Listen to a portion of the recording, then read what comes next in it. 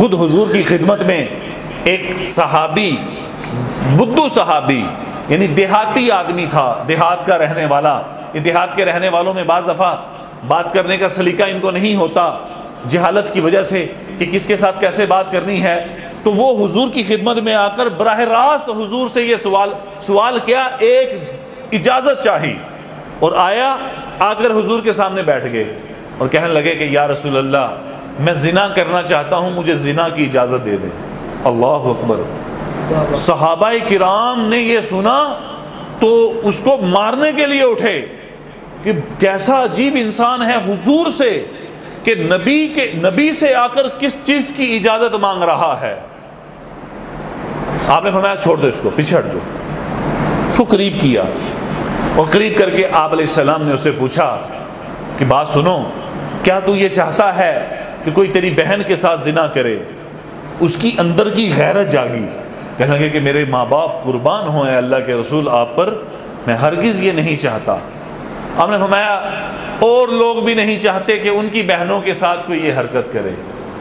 اچھا تو یہ چاہتا ہے کہ کوئی تیری بیٹی کے ساتھ یہ حرکت کرے؟ فرمایا میرے ماں باپ آپ پر قربان ہوں یا رسول اللہ، میں ہرگز یہ نہیں چاہتا کہ کوئی میری بیٹی کے ساتھ یہ حرکت کرے.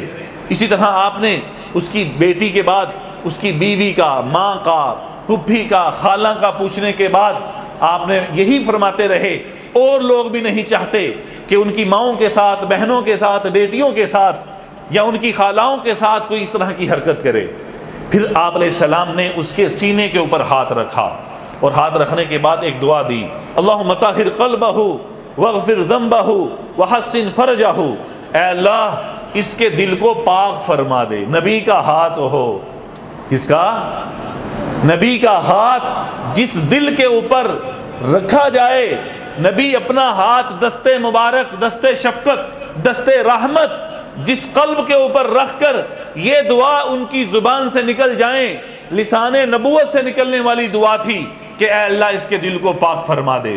جیسے ہی اس کے دل پر ہاتھ رکھ کے آپ نے یہ دعا پڑھی کہ اے اللہ اس کے دل کو پاک فرما، وغفر ذنبہ، اور اس کے گناہ کو معاف فرما، وحسن فرجہ، اور اس کی شرمگاہ کی گناہوں سے حفاظت فرما، اور فرمایا اٹھ چلا جا.